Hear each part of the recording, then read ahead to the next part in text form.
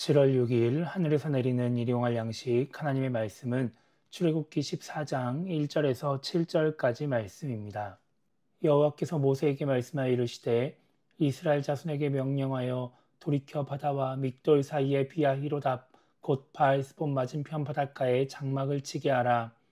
바로가 이스라엘 자손에 대하여 말하기를 그들이 그 땅에서 멀리 떠나 광야에 갇힌 바 되었다 하리라.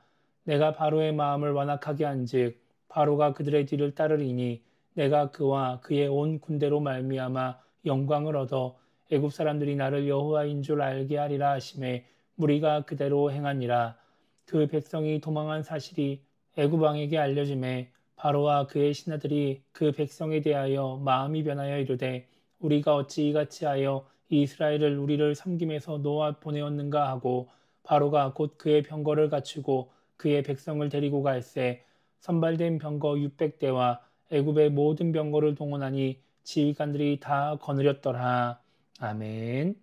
오늘 우리가 읽은 말씀은 이스라엘 자손들을 막다른 길로 인도하시는 하나님의 모습을 기록하고 있습니다.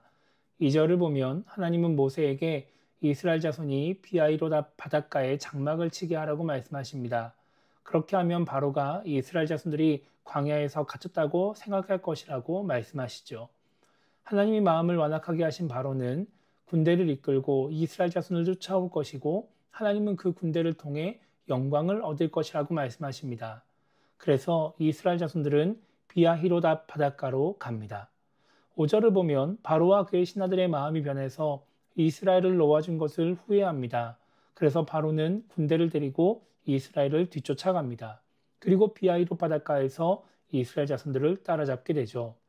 오늘 말씀을 통해서 우리가 생각해 봐야 하는 것은 하나님이 우리를 인도하시는 이유입니다. 출애굽기 2장을 보면 하나님이 이스라엘 자손들을 애굽에서 불러내려고 하신 이유는 그들의 고통 소리를 들으셨고 아브라함과 이삭과 야곱에게 하신 약속을 기억하셨기 때문입니다. 이스라엘 자손들을 고통에서 건져내기 위해서 그리고 하나님의 신실하심을 드러내기 위해서 이스라엘을 애굽에서 인도하신다는 것입니다.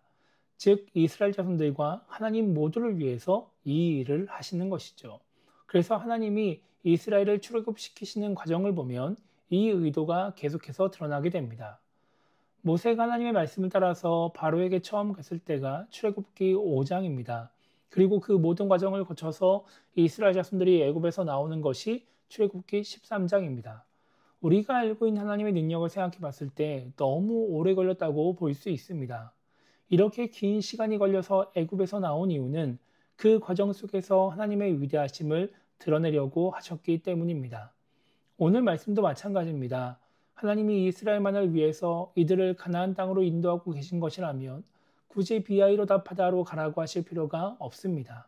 그러나 애굽 사람들에게 하나님을 드러내기 위해 그래서 하나님이 영광 받으시기 위해서 그렇게 하시는 것이죠.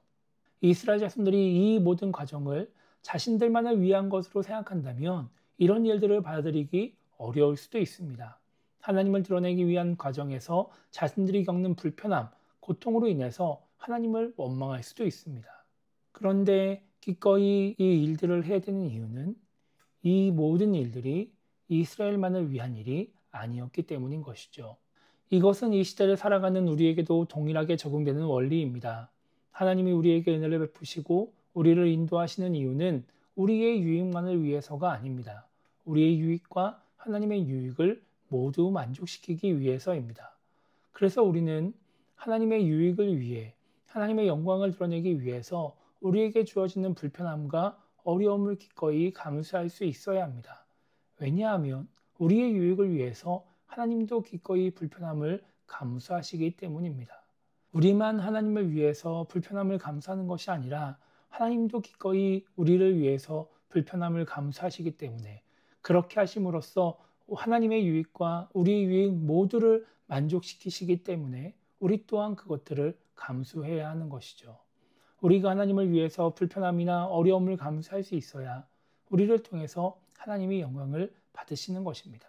그래야 그 과정에서 우리는 또 하나님이 베푸시는 은혜를 경험할 수도 있는 것이죠. 그래서 오늘 하루를 시작하며 우리가 이렇게 기도했으면 좋겠습니다. 나의 유익만을 구하며 나의 유익만을 위해서 신앙생활을 하는 것이 아니라 하나님의 유익, 하나님의 영광을 위해 살아가는 신앙인이 되게 달라고 기도했으면 좋겠고요. 그 과정 속에서 하나님이 주시는 은혜를 경험할 수 있게 달라고 기도하며 오늘 하루를 시작했으면 좋겠습니다. 오늘은 주일입니다. 오늘이 나의 유익만을 구하는 날, 내가 받고 싶은 은혜만을 구하는 날이 아니라 하나님께 영광 올리고 하나님을 기쁘시게 하는 날이 되기를 주님의 이름으로 축복합니다.